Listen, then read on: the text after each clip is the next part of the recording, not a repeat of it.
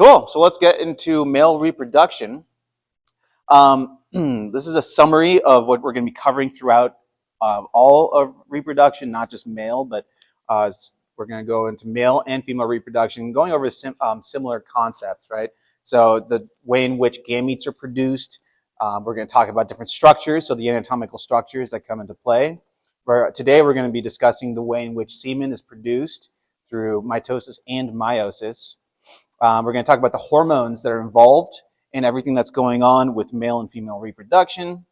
Then next time we're going to talk about the ovarian cycle, the uterine cycle, follicular phase, there's proliferative phase, and then menstruation, and all the hormones that play into those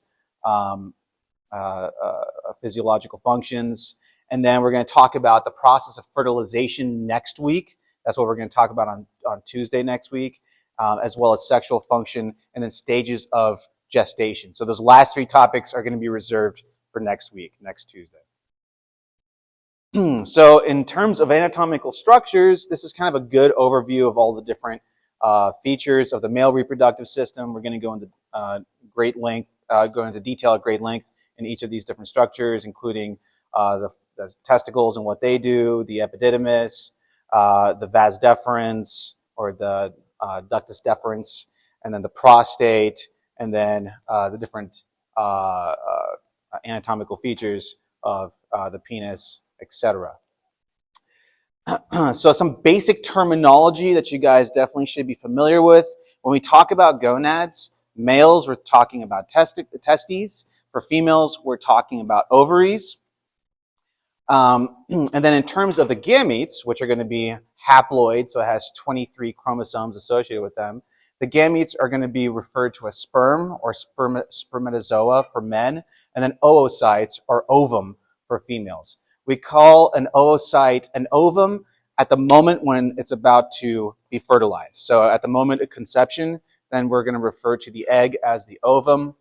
And then once that egg does get fertilized, now you have a zygote. And the zygote is basically the union of both of those different gametes, one from dad, one from mom. And then you have the development of a fetus. Now, some of the basic structures of the male anatomy, you have testes. So that's going to be the main structure that allows the production of spermatozoa. Then we're going to talk about the epididymis and what the epididymis does. That's where the spermatozoa go to basically further their development, to undergo maturation so that they can eventually be able to do their thing, right? So they can swim and eventually conceive, fertilize the egg. We're going to talk about the vas deferens very briefly. It's just a simple tube that connects the testes to the urethra. Nothing really too crazy there. We're going to talk about all the different vesicles and glands that are going to be producing different types of fluids that are involved in providing lubrication. Also, some of the fluids that provide antimicrobial properties as well. So we're going to talk about that in a little bit. And then in terms of spermatozoa, know for sure that spermatozoa are going to be produced in the testes, but they're going to be stored in the epididymis. Okay, so they get actually produced in the testicles, and then once they get to the level of the epididymis, that's where they can be stored, and then eventually undergo full development and maturation. And then eventually, once they're fully matured, then that's when they get transmitted through the vas deferens, also known as the ductus deferens. So here's another summary of the difference between males and females in terms of anatomical features as well as their gametes and sexual organs. So males, of course, testes, females, ovaries.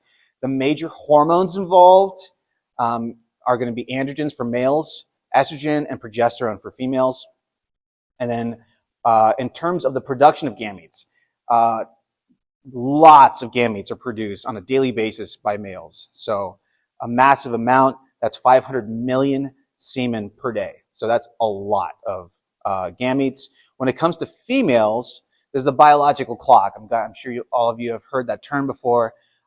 As you get older as a female, eventually the number of oocytes slowly declines over time. By the time a woman reaches puberty, she'll have about 500.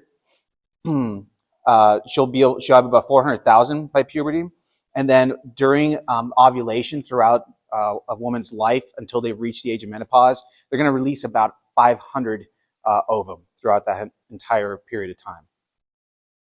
So quite different in terms of the actual quantity of gametes produced between males and females.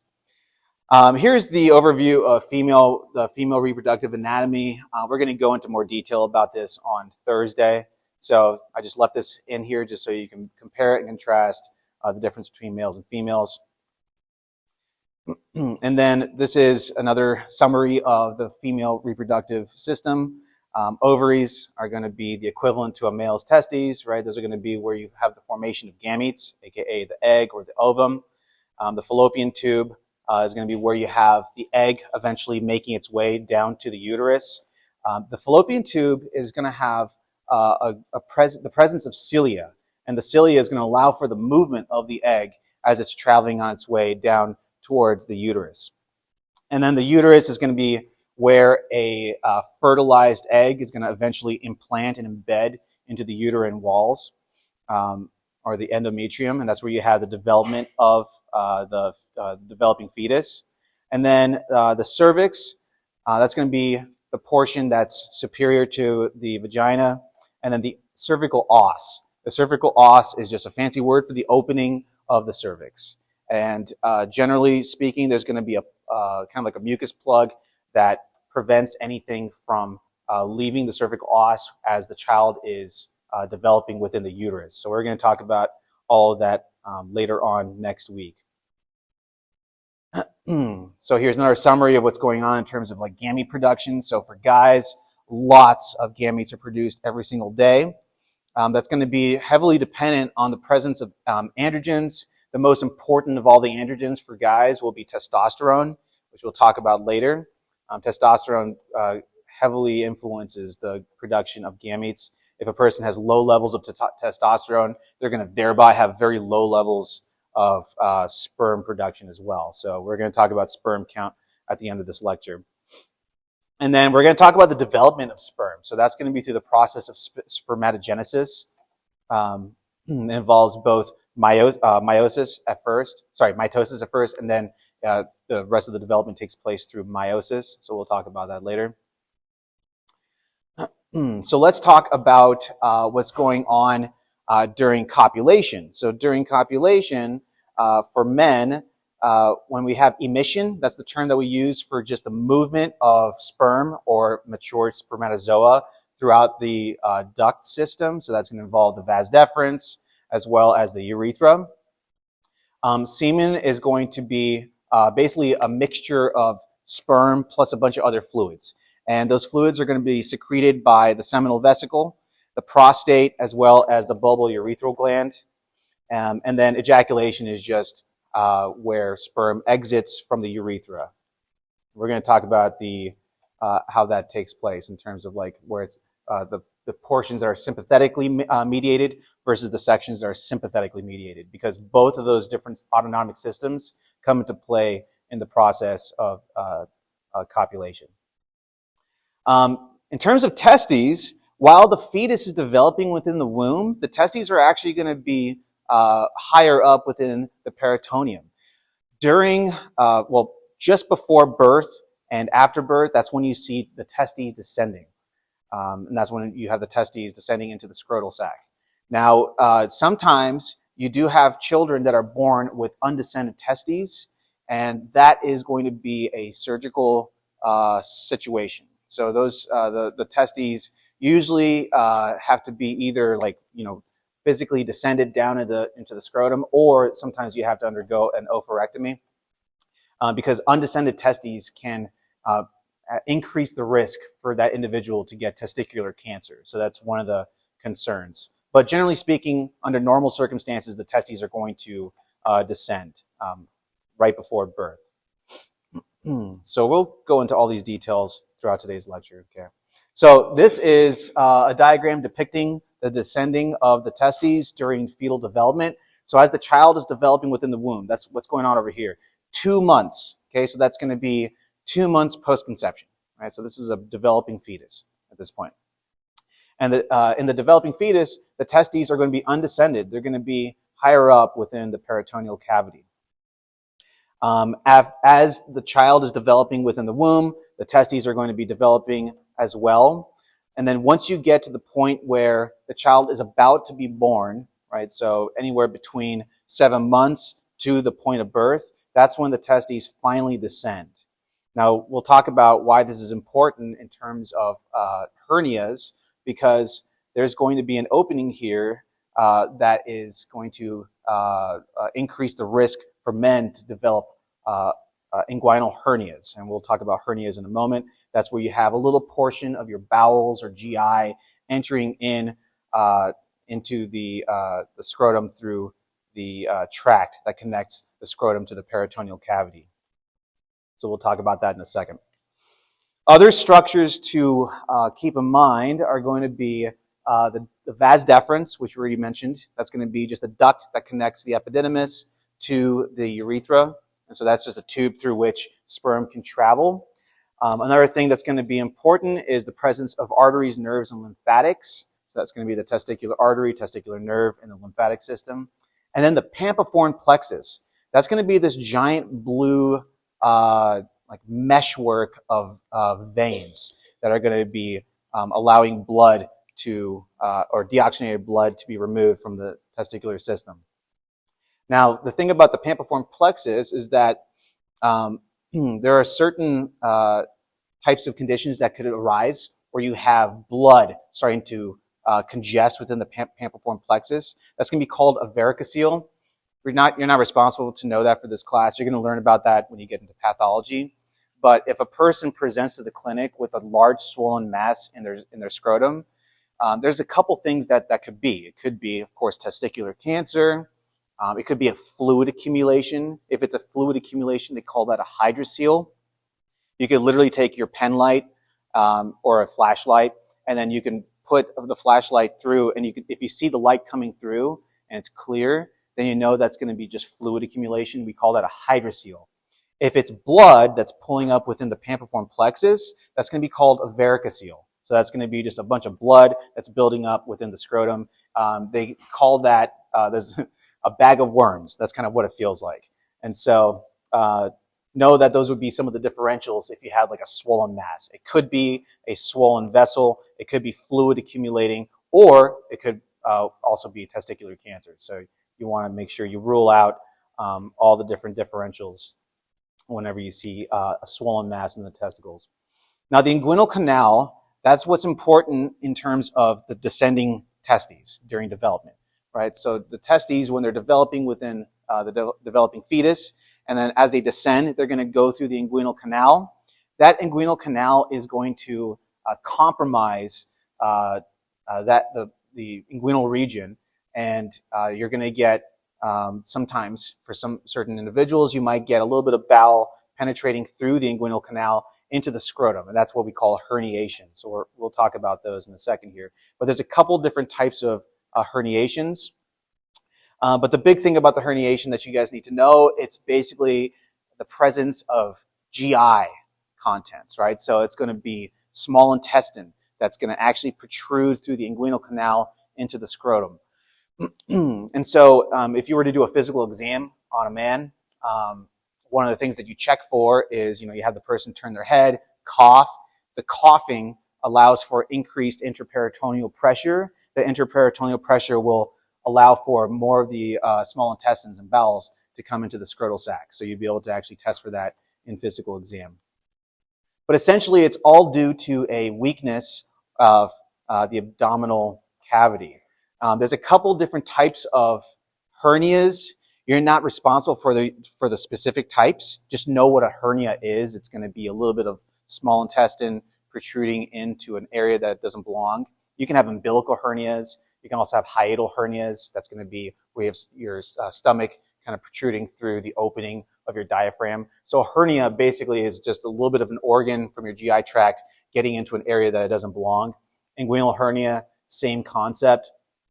So there's the direct inguinal hernia that's going to account for 20% of all herniations. And then you have indirect hernias that are going to account for 80% of all herniations.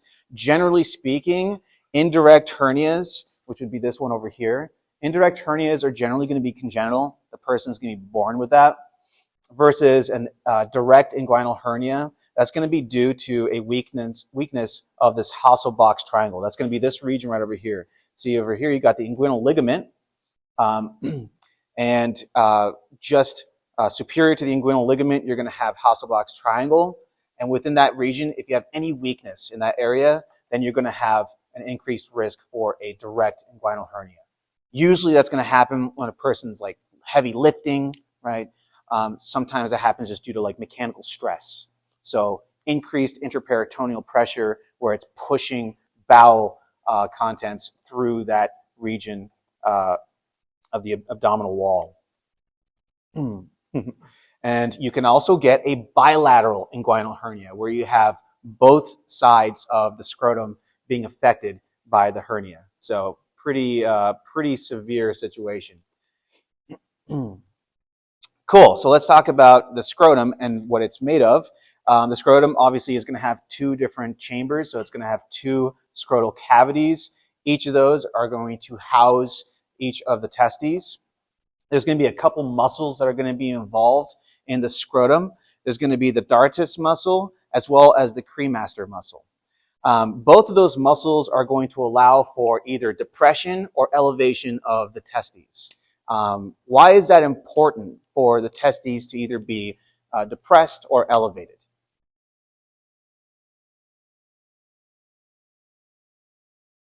Any ideas? Temperature. Why is that important? Yeah, it's going to be bad for sperm production, right? So generally speaking, sperm ideally want to produce at about 2 degrees Fahrenheit lower than body temperature. And so if you get really, really hot, then you're going to want to try to keep the testes further away from the body so that you can lower the temperature. If it gets really, really cold, these muscles are going to contract so they can allow for elevation of the testes so they can get warmer closer to the core body temperature.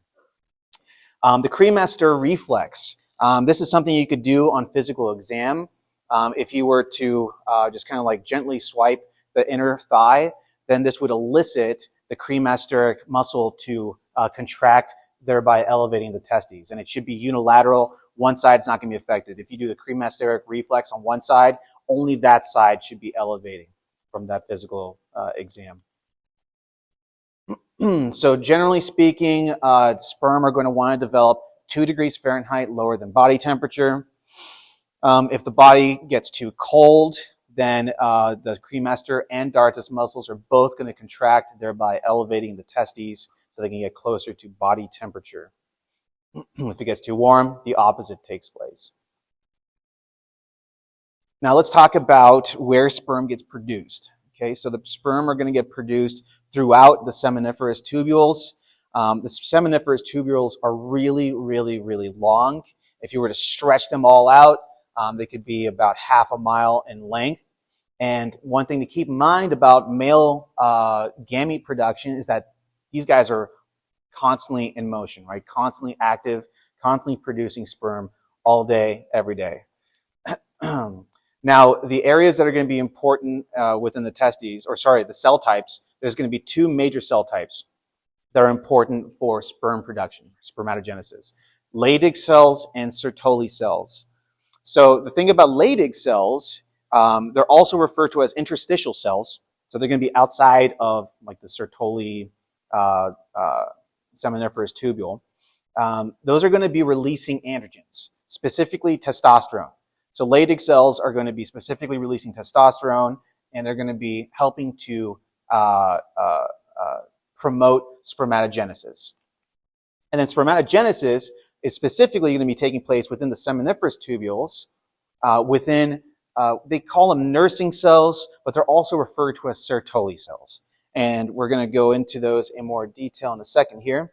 But as sperm gets produced, they're going to be produced from outside in. So the sperm, during spermatogenesis, you have sperm within those nursing cells over time getting more mature, and as they fully develop, then they're going to wind up within the lumen of the seminiferous tubules after being produced within the Sertoli cells. So let's talk about the different stages of sperm development. So this is all going to be under the broad category of spermatogenesis. The first thing that happens is you have the development of your spermatogonium. Now the spermatogonium is going to go through mitosis. So this is a little bit different because the rest of what's going on is going to be all meiosis, right? So mitosis is only at the level of the spermatogonium. So as the spermatogonium divides during mitosis, one of those daughter cells are going to go on to begin production of the primary spermatocyte, et cetera, et cetera. So after the spermatogonium is produced, then you have your primary spermatocyte. So at the level of the spermatogonium, mitosis, once you get to the primary spermatocyte, now you have the process of meiosis taking place. So your primary spermatocyte turns into a secondary spermatocyte, eventually turning into a spermatid, and then after that, that's when you have the development of sperm, after the spermatid. So this is what's going on with the numbers of chromosomes. Make sure you commit the number of chromosomes to memory. Okay, so make sure you know how many chromosomes are going to be involved at each of these steps. Now, if you guys remember from basic biology, did you guys take 181?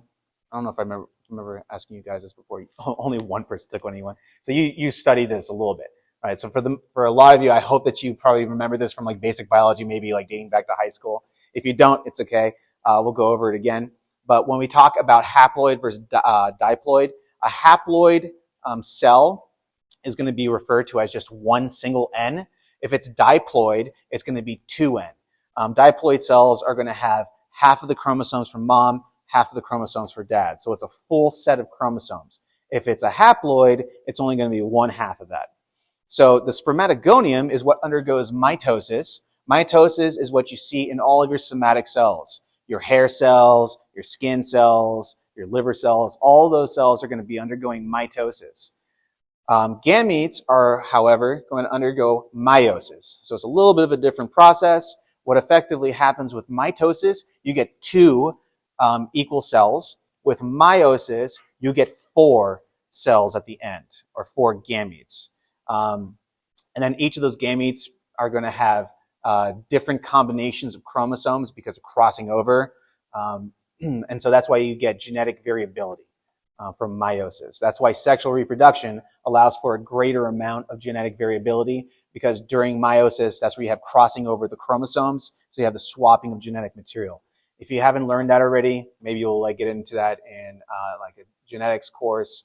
But it's a little bit beyond the scope of this class. Just know that mitosis, you're going to be seeing that at the level of spermatogonium, and then everything else is going to be meiosis from there on. Now, when you get to the primary spermatocyte, that's going to be double the diploid numbers. So you're going to go from 46 chromosomes at 2N, you're going to double that up, and you're going to have 92 chromosomes total at the primary spermatocyte.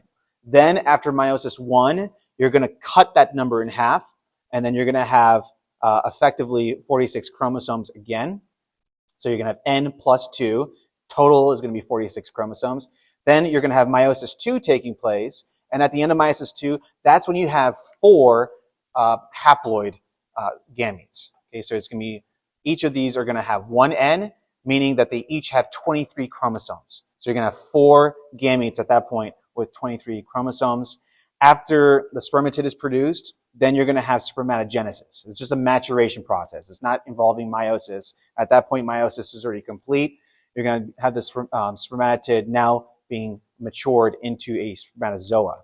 So here's another image that goes into all those different numbers in really great detail.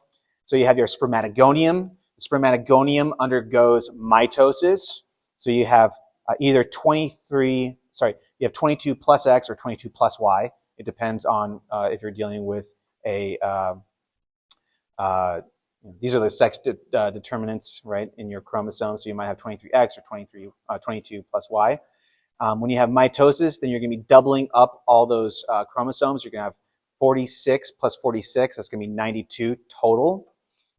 And then after meiosis 1, then again, you're going to go back to 46 chromosomes. And then at meiosis 2, that's when you have your haploid gametes being produced, right? So you're going to have 4 sets of 23 haploid chromosomal gametes. So those are going to be your spermatids. So this is all taking place within the nursing cells. Okay, those are the nursing cells found within the seminiferous tubules. The nursing cells are also going to be referred to as Sertoli cells. Personally, I prefer to refer them as Sertoli cells. So from here on out, nursing cells, I'm not going to use that term anymore. I'm just going to call them Sertoli cells. Now, when you have that's spermiogenesis, right? That's going to be all taking place within the Sertoli cells. Then when you have spermiation, that's when you have the actual matured sperm finally being released into the lumen of the seminiferous tubules. And then after that, then you have spermatogonial division, and then that's all going to allow for the further maturation of the gametes.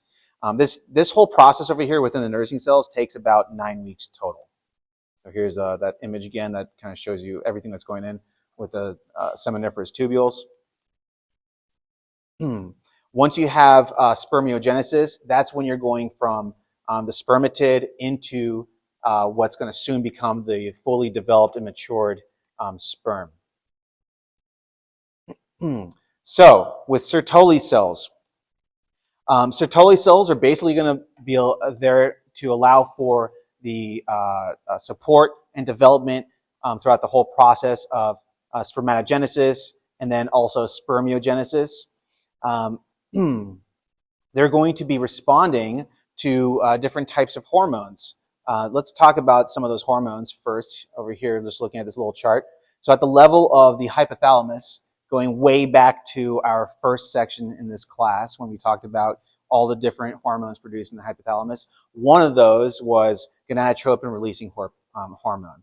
That's going to act on the anterior pituitary to stimulate the release of a couple things. You're going to have follicle-stimulating hormone, that's FSH, and then luteinizing hormone, which is LH.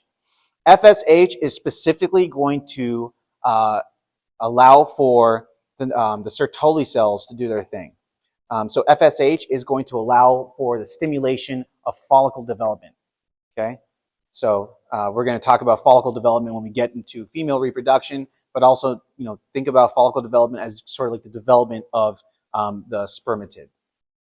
The other thing that happens at the anterior pituitary is you have a luteinizing hormone.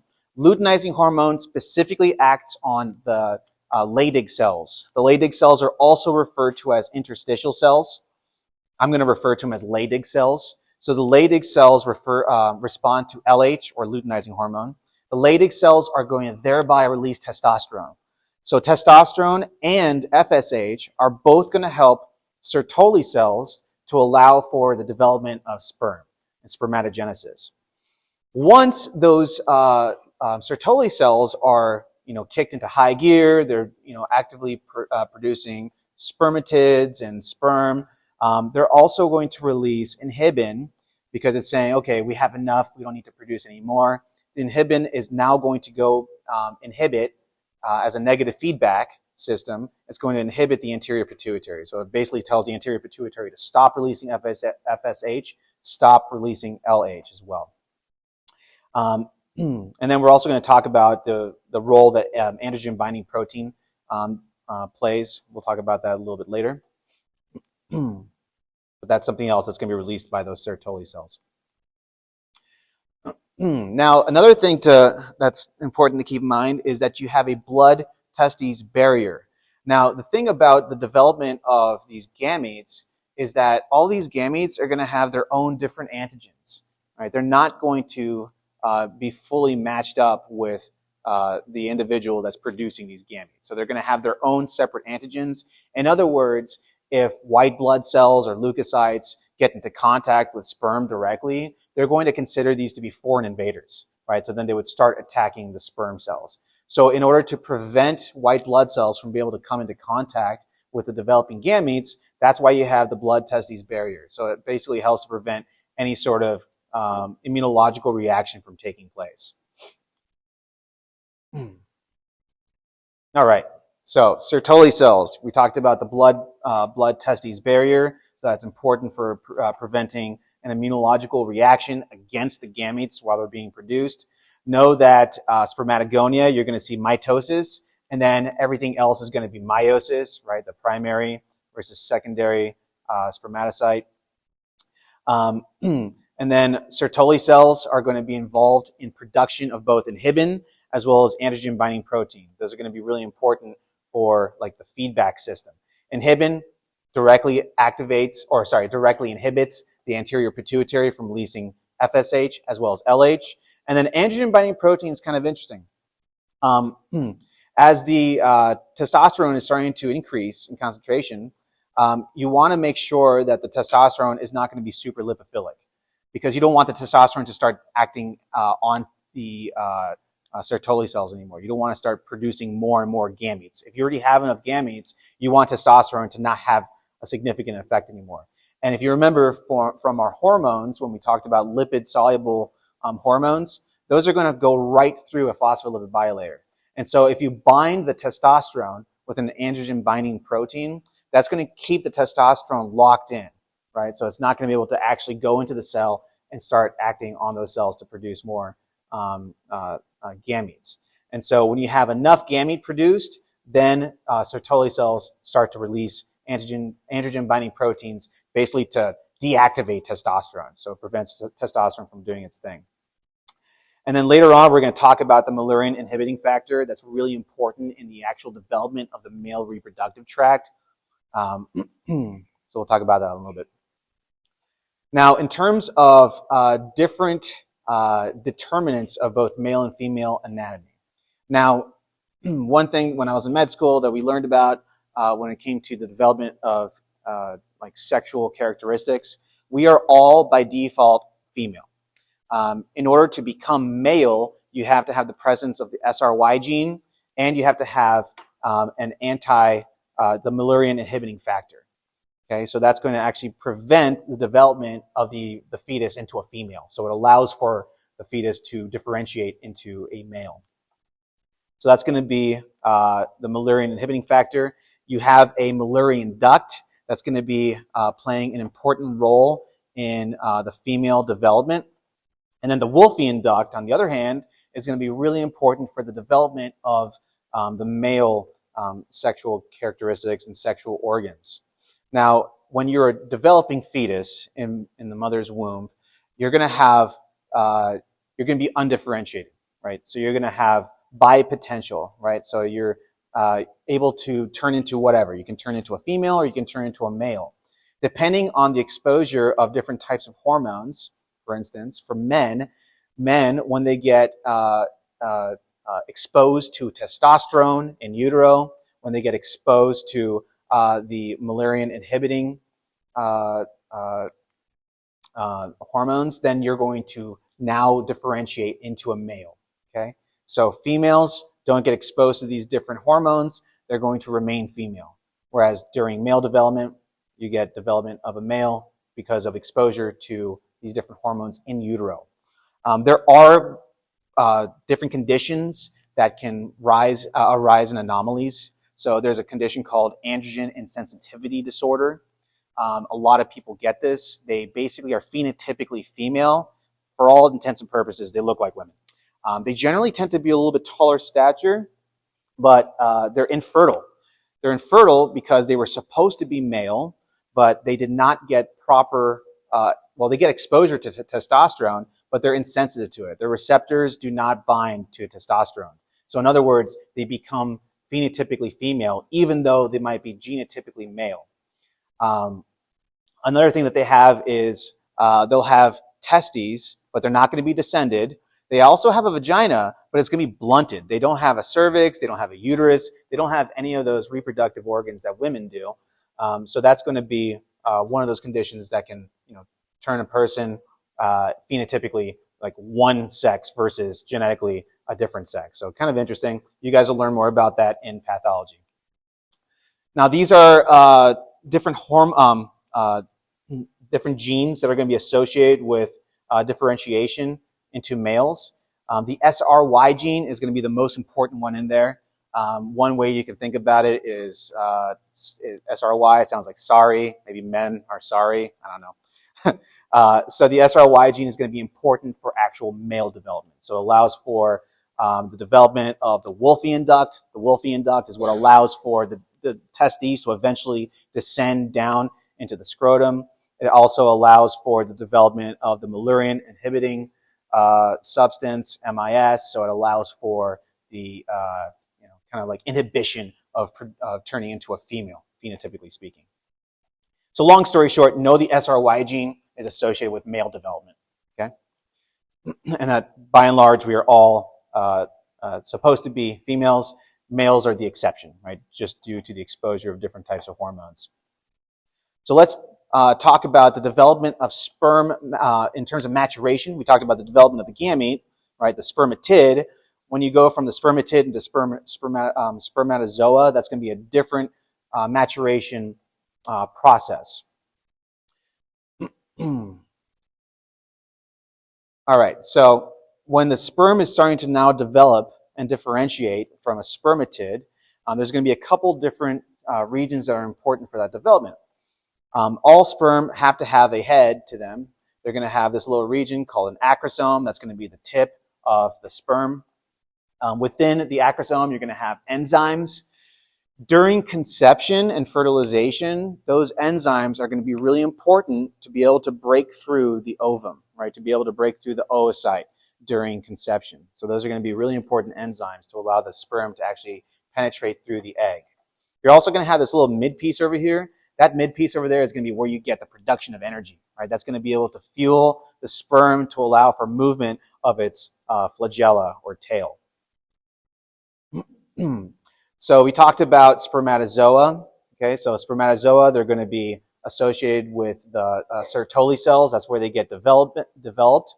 But once they get developed within the Sertoli cells, after they're done developing within there, even though they're done developing, they're still going to be immature. They're not going to be able to swim. They're not going to be viable sperm. They still need to undergo further maturation, and that takes a little bit longer. In order for them to further mature, they're going to have to do so within the epididymis. The epididymis is going to be this long coiled tube, kind of looks like ramen noodles, and that's where you're going to have sperm going through the long journey of full development and maturation. And it takes a very long time for that all to take place.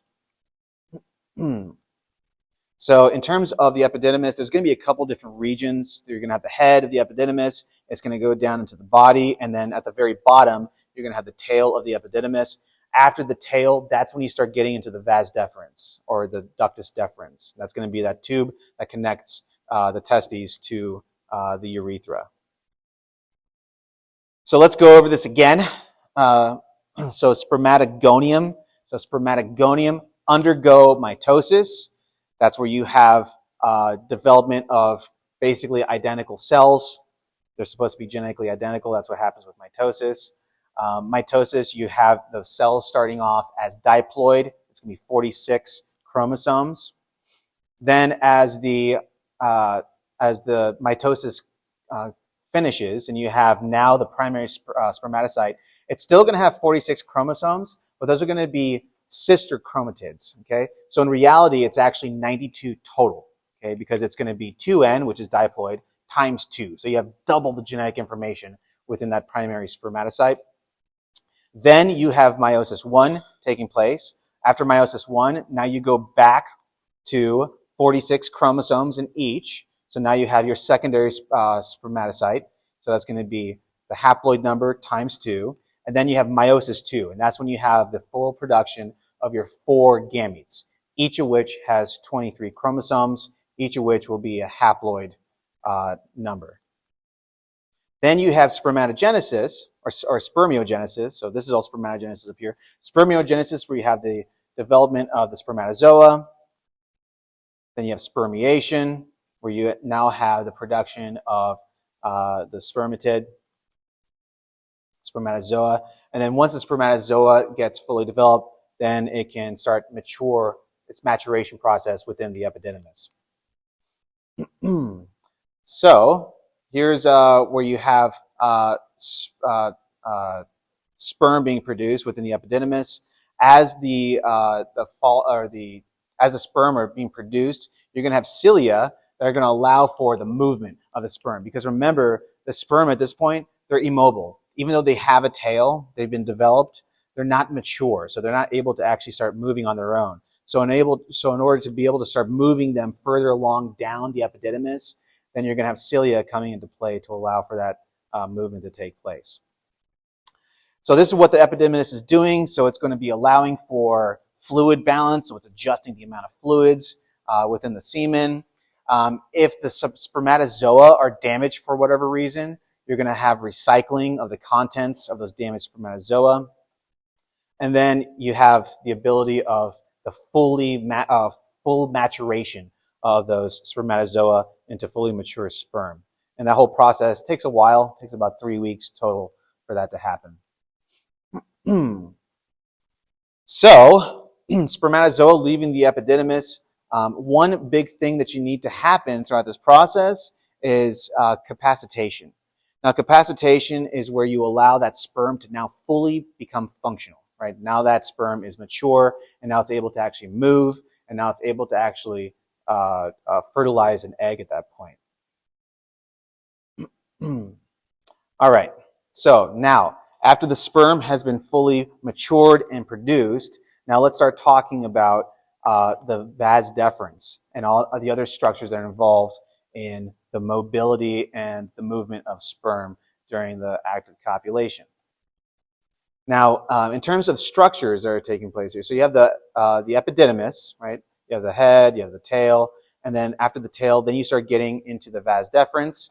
The vas deferens is going to eventually make its way close to the bladder, and it's going to penetrate into the prostate. So this image over here, this is if you were looking at the bladder and the prostate from the posterior view.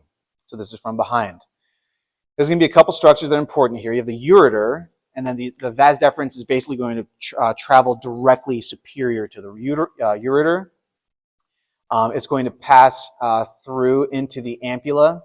This ampulla is where you have storage of sperm. The ampulla is also going to eventually come into contact with the seminal glands, and that's where you have the release of a bunch of different types of fluids that allow for instance, lubrication and further motility.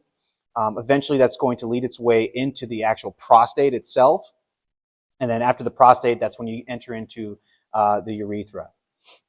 Okay, let's move on. All right, now, we kind of talked about this. Here's a side view, a sagittal view of what that looks like. So you have the vas deferens. So first of all, you start off with the epididymis over here. So you have the head of the epididymis, body, tail. Then you have the vas deferens, which courses over. It goes superior to the ureters. Eventually, it makes its way down at the ampulla before it enters into the prostate. And then we're going to talk about what those different glands are going to be doing in a second here. So you have a couple different vesicles and glands. The most important are going to be the seminal vesicles. The seminal vesicles are going to account for effectively 60% of all the fluid production in like the total amount of semen. Prostate gland is going to be second most important. That's going to produce about 30% of all the secretions. And then you have the bulbourethral gland, which is one of the least important ones, but it's still plays a role, but it's going to produce about 5% of all the secretions. So let's go into what each of these secretions do and why they're important. Actually, hold on a second. Let's talk about the overall roles of what these glands do. So capacitation, that's where you have that sperm now becoming fully mature, where it's going to actually be able to be mobile, and it's going to be able to fertilize an egg. You're also going to have a lot of nutrients that are produced at the level of these different glands, right? At the prostate, for example. You're also going to have peristaltic mobility in some of these regions, where you're going to have movement that allows for propulsion of sperm. And you're also going to have buffer solutions being released. The vaginal mucosa is pretty acidic, so it's got a lower pH. Semen is going to have a higher pH, so it's a little bit more alkaline. So it allows for the balancing of the pH levels. So you're going to have buffers being secreted. So it protects the sperm from the acidity of the vaginal mucosa. So let's talk about these accessory glands in more detail. So this is a summary of what all these accessory glands do. I highlighted everything that's really important here. So the seminal vesicle, that's going to be what produces the majority of your the seminal fluids, and that's going to be involving fructose, prostaglandins, as well as fibrinogen. Fructose is effectively going to serve as an energy source, okay, because sperm are going to be able to metabolize fructose very readily. So they're able to continue moving along, and so they can undergo all their motility. Prostaglandins are going to be really important to allow for peristaltic contractions. That's going to be really important, bless you, that's going to be really important for the act of conception, right? So as sperm enters into the vagina, you're going to have peristaltic contractions that allows for the sperm to move further up the uterus than into the fallopian tubes so that you can actually have fertilization of the egg. And then fibrinogen is going to be a very temporary thing. Fibrinogen is going to allow for the production of a clot, so the semen basically stays in place, but eventually it's going to have to undergo liquefaction so that it can allow movement into the uterus to allow for fertilization. Now the prostate gland is a little bit different. It's going to be producing about 30% of your fluids, but you're going to have a seminal plasmin being produced from the prostate gland. Now, we talked about UTIs in females. For women usually have a higher rate of UTIs than men do. Generally speaking, that's due to just anatomical differences, right? The urethra is going to be much shorter in women than it is in men. But for guys, we also produce seminal plasmin as well, and that's going to help prevent UTIs in men. And then, remember we talked about fibrinogen here with the formation of the clot in semen. That's going to be temporary. In order for liquefaction to take place, that's where you have prostatic acid phosphatase coming into play. And that's going to allow for the breaking down of the fibrinogen, the fibrin-type clots. Now, the bulbourethral gland, recall, it only does about 5% of your total fluid production. It's also referred to as Cowper's gland. And effectively, all it does is just provides lubrication. So it plays a very minimal role. So let's go into all these in a little bit more detail. So seminal vesicles, the majority of your fluids are produced there. It's going to be alkaline, so it allows for balancing out of the low pH of the vaginal mucosa. You're also going to see capacitation being promoted from the release of the fluids from the seminal vesicles. And whenever you do have the contraction of these vesicles during ejaculation, that's going to be sympathetically mediated. It's important to know which one's which. Now, when it comes to erection, that's going to be parasympathetically mediated. When it comes to ejaculation, that's going to be sympathetically mediated. When I was in medical school, the way that we remembered that was point and shoot.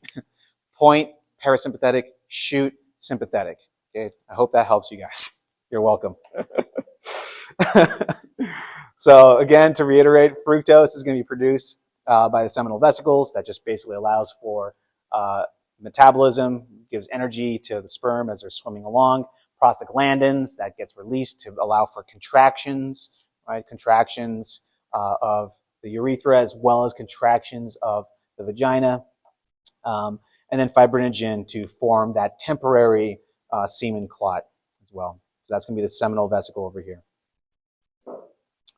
The prostate, the fluids from the seminal vesicle, that's going to be more alkaline. The prostate's fluids are going to be a little bit more acidic, so just slightly more acidic. The most important thing in the prostate is going to be the seminal plasmin, right, that helps to prevent UTIs, and then the prostatic acid phosphatase, which allows for liquefaction. This is a side note. If you were to do forensics and you were trying to, analyze a crime scene, for example, or if, for instance, somebody had to submit a rape kit or something like that, this would be one of the things that you could try to investigate, would be the presence of prostatic acid phosphatase. So that can allow for crime scene analysis for those of you who might be interested in going into forensics. And then the bulbourethral gland. The the most important thing with the bulbar urethral gland is going to be the production of lubrication. That's the main role that it's involved in. It's going to be very tiny. It's right in that urogenital diaphragm, so nothing really too crazy there. Now, the overall volume of semen is going to be anywhere between 2 to 5 milliliters. There are some individuals that might have low semen volume. They might have issues with some of those different glands, right? So it might be an issue with one of the seminal vesicles. Could be an issue with the prostate gland. So that could result in a low semen volume. And we'll talk about low sperm count here. Low sperm count, if you were working like a fertility clinic, this is one of the things that you can work up on both the guy and gal. For women, there could be numerous things that could result in fertility, right? She might have had like pelvic inflammatory disease from untreated chlamydia or gonorrhea that can result in infertility. She might have hormonal imbalance that could also result in infertility. For guys, there's a lot of different things that can result in infertility for guys. It could also be sexually transmitted diseases because chlamydia, gonorrhea, both of those can cause epididymitis. So remember, the epididymis, that's where sperm go to like fully mature and develop. So if a guy had chlamydia or gonorrhea resulting in epididymitis, he could also become infertile because of that. He could have something like Cartagner's syndrome, which is a genetic anomaly that can result in immobile semen or sperm. The flagella doesn't actually work properly, so they kind of just sit there and don't really do anything. Or they could have issues with testosterone levels as well. But if you were to do a workup on a guy, one thing that you could do is check their sperm count. What you want to do is you want to wait for 36 hours after their last sexual episode. So you want to make sure that they're 36 hours abstinent. Generally speaking, you're supposed to see about 15 to 200 million spermatozoa per milliliter. Or if you were to do a total complete count of all the sperm, you would be able to see about 39 million sperm per ejaculate. So that's a lot of gametes. Now, in terms of the process of ejaculation, that's going to involve sperm as well as those fluids that are produced within those different accessory glands. So you're going to have spermatozoa, okay, sperm, you're going to have seminal fluids, and then you're also going to have different enzymes as well. Now, these are some of the enzymes, some of which we already talked about, including the seminal plasmin. But protease is going to be one thing that you'll be able to see that's going to help to break down some of the mucosal secretions in the vagina. As you recall, I've mentioned that the cervical os sometimes has a mucus plug in there. So the sperm will have to have ability to be able to bust through the cervical os to make its way or make their way into the uterus. Seminal plasmin basically just allows for it's like an antibiotic, effectively. It can kill off multiple different types of bacteria, including E. coli. Those prostatic enzymes that allow for the development of the clot, right? So you have that semen clot where you have the production of fibrin, and then you have to have fibrinolysin that allows for the liquefaction of the fibrin clot. So let's now start talking about some of the anatomical features in terms of external genitalia. So the penis, just basically a tube. It's a tubular organ. It's going to allow for the passage of the urethra for urination. It's also going to allow for the passage of semen through the same channel through the urethra. And then the scrotum is where you have the housing of the gonads. Now, this is something you guys need to know. The fancy term for foreskin is going to be referred to as the prepuce. Okay, so definitely know that. That might be on your exam. Depending on what culture you come from, certain religions and cultural practices call for circumcision. That's where they go in and actually physically remove the prepuce. Generally speaking, you do that to young individuals. I forget what the exact age is, but it's done to the baby shortly after birth. I think it's about 3 weeks after birth, if I remember correctly. Adults can get this done too. My wife was telling me the other day about a student that she went to school with who had a circumcision while he was a little bit older in school, and said that everyone was making fun of him because he was walking funny.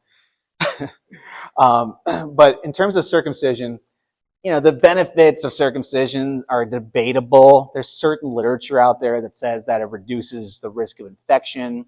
There's certain literature out there that also suggests that you can have a reduction in the incidence of HIV transmission. I don't know if those numbers are true or not. So I don't know, some of the researchers were cherry picking, but generally speaking, I think it's more of a cosmetic thing as well as a religious thing. But these are effectively what circumcision is supposed to do. It's to allow prevention of infection. It can also help to reduce the risk of penile cancer. Don't ask me how the hell that happens, but apparently it does. So, yeah. Anyways, now in terms of the development of an erection, there's a couple different structures that are going to be important in that. The most important of which will be the corpus cavernosa. There's going to be two corpus cavernosa. They're going to be kind of if you had a flaccid penis, that would be at the anterior portion of the penis. It's going to be separated by a very thin septum. And then basically what happens is that the corpus cavernosa engorges with blood, and that's effectively how an erection takes place. There are certain conditions that can result in priapism. Priapism is where you have blood remaining within the corpus cavernosa for over 4 hours. If you guys ever read the black box warning label on a box of Viagra, for example, one of the things that it says is go to the doctor if you have an erection that lasts longer than 4 hours. That's actually a surgical emergency. The reason being is because if you have blood that stays in there for 4 hours, that blood is going to start to coagulate. And when that blood coagulates, that's going to result in necrosis of the penis. So basically what happens is that if you get priapism, that you have to get that physically drained. They actually go in there with a very large needle and they drain out all the coagulated blood that became lodged within the corpus cavernosa. It's usually a result of combining Viagra with cocaine. And it's a very common combination, and you don't want to have an erection lasting for more than 4 hours. That's a very bad situation. Anyways, the other thing that you'll find within the penis is going to be the corpus spongiosum. And the corpus spongiosum is going to basically act in support of the urethra. It's going to surround the urethra. And then once it gets to the glands, which is basically the head, that's the corpus spongiosa is going to expand into the glands.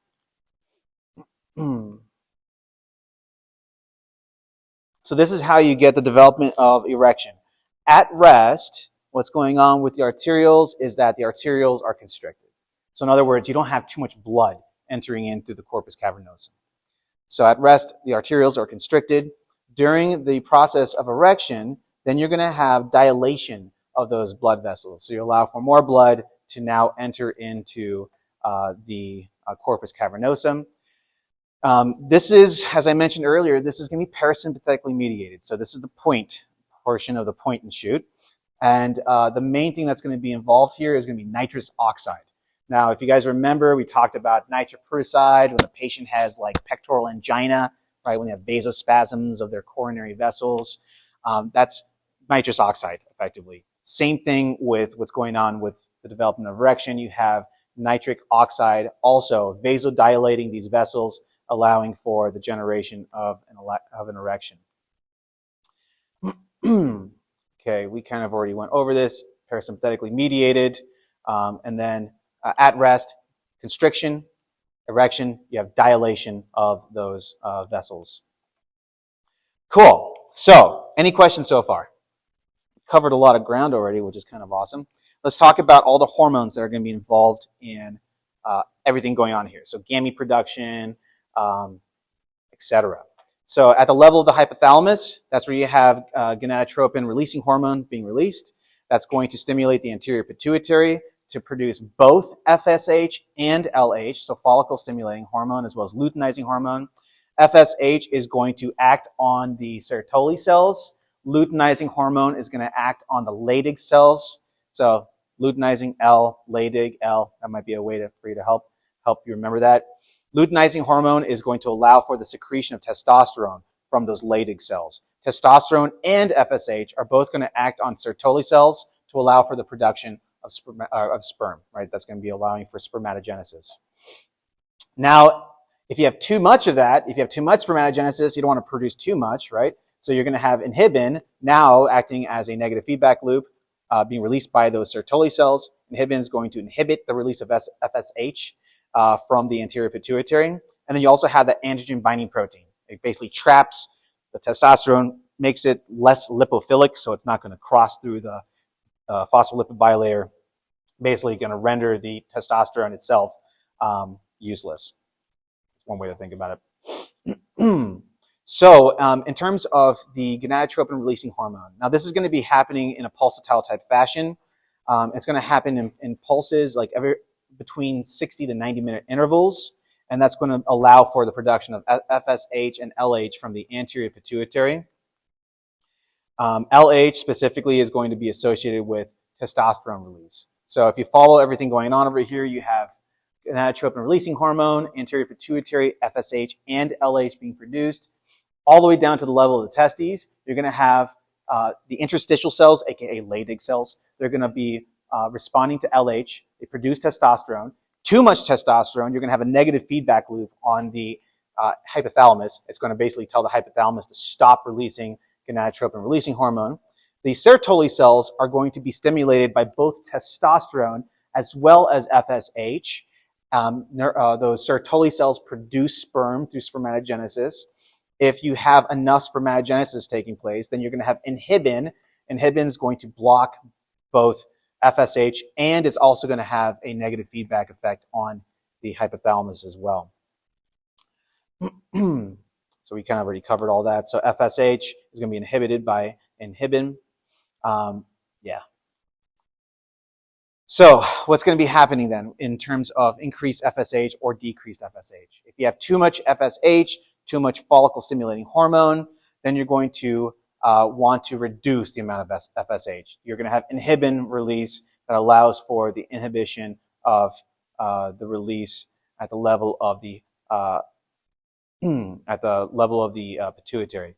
Too little FSH, then you're going to want to increase the production of FSH. So in other words, inhibin is going to decrease as a consequence. Pretty straightforward stuff. And then luteinizing hormone, just think Leydig cells. Leydig cells are going to be found within the interstitial region, so that's why they're also called interstitial cells.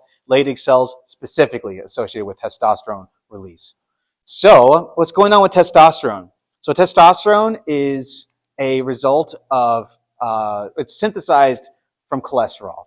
And so it's going to be lipid soluble. So whenever you're exposed to testosterone, that's going to go right through the phospholipid bilayer, and it's going to enact its effects on the DNA to allow for transcription and translation of various different compounds.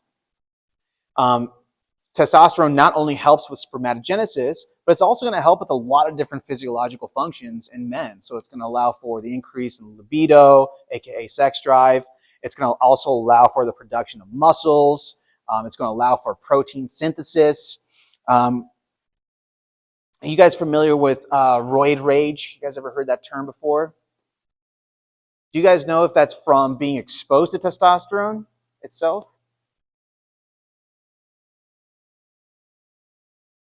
What does testosterone do to your mood?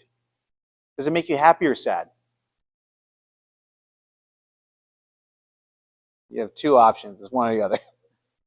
Does it make you sad? Testosterone makes you happy. Testosterone is actually a mood elevator. It stimulates your libido. It stimulates, sex drive, positive well-being. It's actually a really good hormone in certain doses, right? People that take anabolic steroids, right? So remember my friend Liver King that I kept on showing in different slides, the dude that's like super ripped and juicy. He's taking lots of testosterone. If you are taking testosterone and you have high testosterone levels, you're going to be very happy. Once the testosterone levels dip, you start going to testosterone withdrawal. So those testosterone withdrawal symptoms are what we refer to as roid rage. So it's not the testosterone itself that's causing that. It's actually the withdrawal symptoms from the testosterone, because in general, testosterone makes people very happy. Another thing that testosterone does is going to allow for the development of those secondary sex characteristics. Secondary sex characteristics would be like, for instance, the distribution of hair.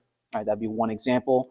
For women, secondary sex characteristics would be like breast development, things like that.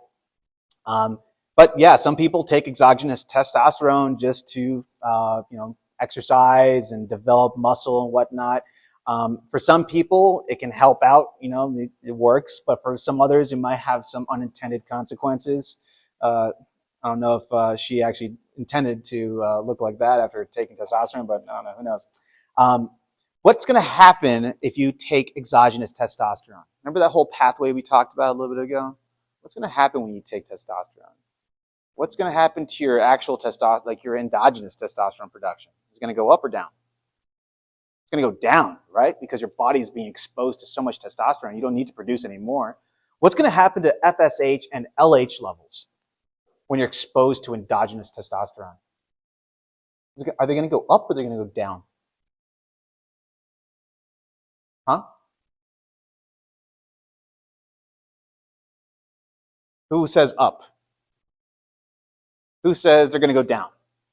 Yeah, so FSH and LH levels are also going to go down because your body's saying, like, what the hell? There's way too much testosterone in here. We don't want to produce any more. So you're going to actually get a reduction in LH and FSH as a consequence. So this is what's also going on with men as we get older. You guys heard of menopause. We're going to talk about menopause when we get into female reproduction. But guys also experience something kind of similar. It's called andropause.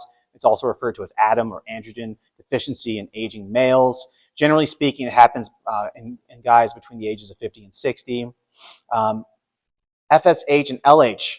In andropause, it's actually going to go up, right? Because now you have the inability to produce as much testosterone as you would want, and now your pituitary is saying, oh my God, we need to produce more testosterone. So now your FSH and LH levels are going to be elevated as a consequence. Because you have reduction in testosterone, you're not going to really get much in terms of sperm production, and libido is also going to tank. It's going to be highly affected by that. You can address this with exogenous testosterone. When I worked at a med spa for a little bit. They did mostly like injectables and like Botox and things like that. Another thing that they like to do was testosterone injections for people. The clientele tended to be a little bit older. There would be older guys coming in as well as older women. So some women also require testosterone for certain functions as well. So sometimes women will actually take exogenous testosterone once they get a little bit older. It kind of helps with a lot of things: mood, libido, etc. All right, so where are we at? Let me just see how many slides we got, because I want to give you guys some questions before we break. Oh, we're almost done. All right, so here's that point and shoot thing I was telling you about. Sexual arousal for men, parasympathetic. Okay, so parasympathetically mediated. The technical term that we use for that is going to be called tumescence. And then after emission, you're going to have detumescence, right? So that's after everything has been done, post-ejaculation, then you have detumescence. Emission, on the other hand, that's going to be sympathetically mediated, all right? And so that's going to be involving lots of different things. You're going to get peristaltic contractions. You're going to get seminal gland contractions, so you can get all the seminal fluids being released. And then something else that happens too with the urethra, because you don't want semen to backtrack up into the bladder, so you're also going to have sympathetic contractions of the urinary bladder and the sphincters, so that can prevent backflow of semen. All right, I'm not going to play this video. You guys can watch this video on your own time. Let's go ahead and do some questions. We have 9 minutes, so kind of cutting it short.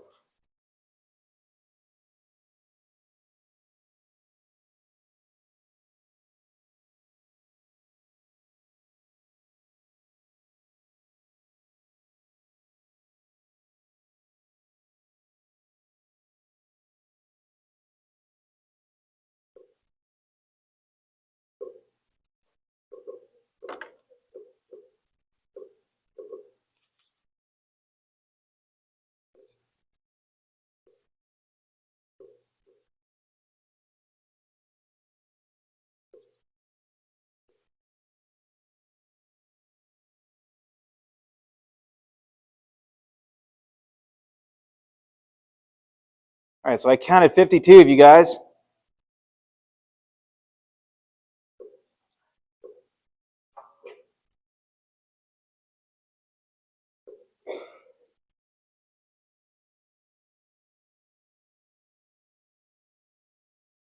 All right, in the interest of time, I'm going to go ahead and hit start. If you weren't able to log in, then just give us your name.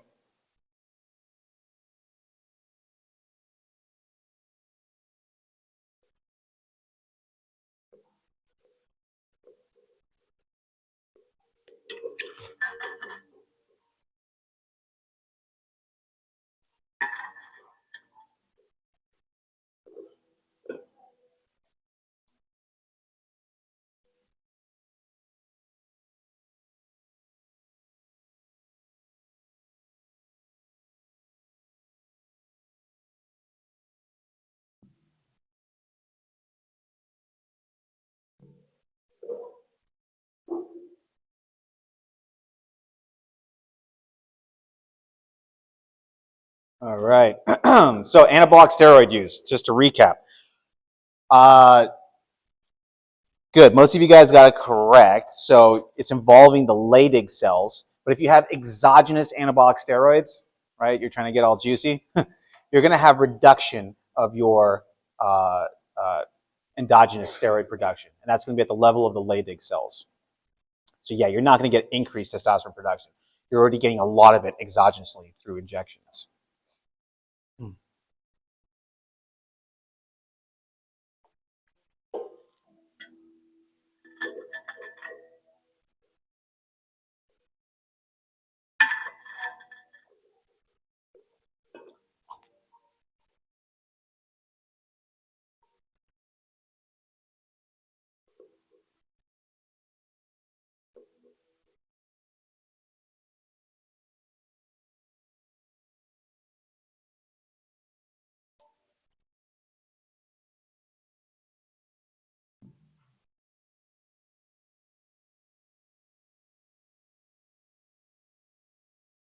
All right, looks like most of you guys got this one correct. Let's make sure you know that the sperm is going to be produced at a lower temperature, slightly lower. And so you would get, in warmer temperature, you get relaxation of those muscles so that the testicles can be further away from the body, just to drop that temperature a little bit.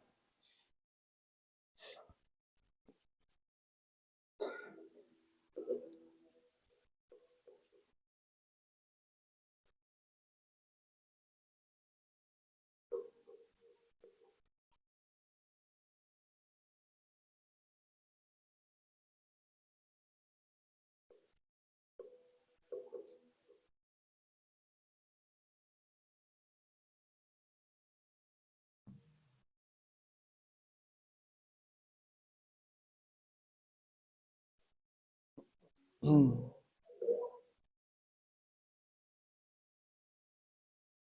All right, good. Most of you guys got that right. That's awesome. So yeah, metabolic energy is going to be in the form of fructose, and that's going to be coming from the seminal vesicles.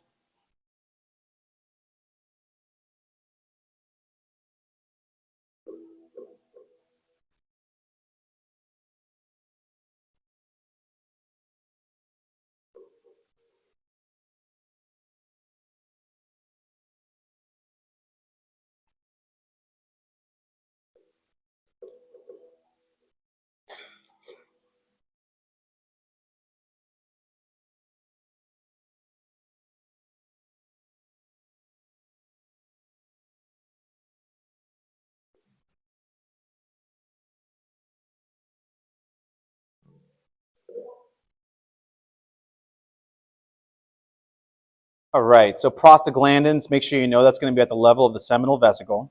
And then know that's going to allow for peristaltic contractions, both in the guy as well as in the vaginal region. So it allows for like movement of sperm during copulation. Okay, so that's going to be really important for you guys to know. Not at the level of the prostate gland. We'll talk about that in a second here.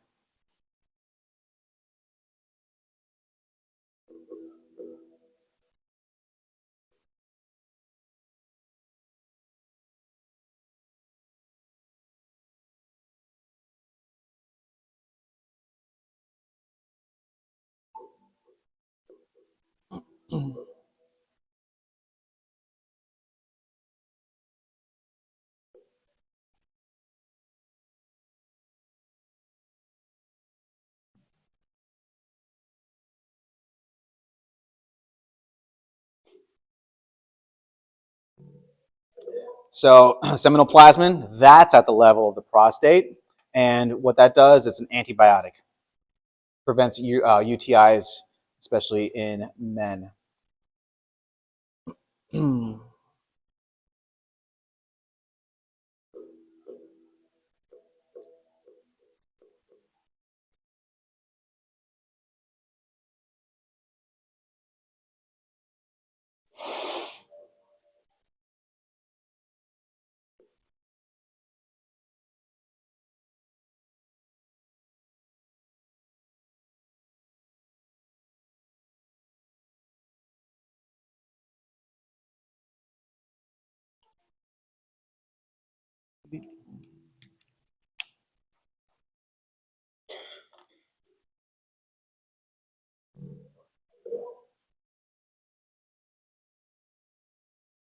Good, excellent. So exogenous testosterone, yep, you're going to get reduced endogenous testosterone production because you have too much of it already. 2 more.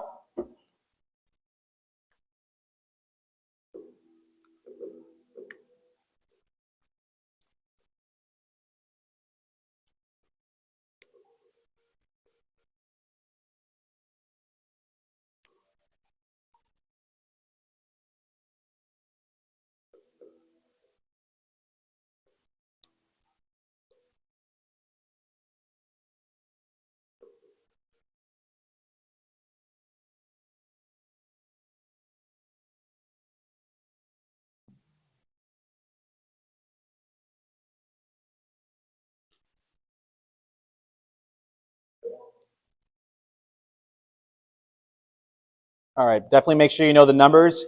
Spermatogonia, that's when it goes into mitosis, 46. Primary spermatocyte, 92, because you're doubling that up. Then secondary spermatocyte, again, 46. Spermatid, you get 23, because now you have 4 individual spermatids produced. So make sure you guys know those numbers. And then 1 more, and then we can dismiss.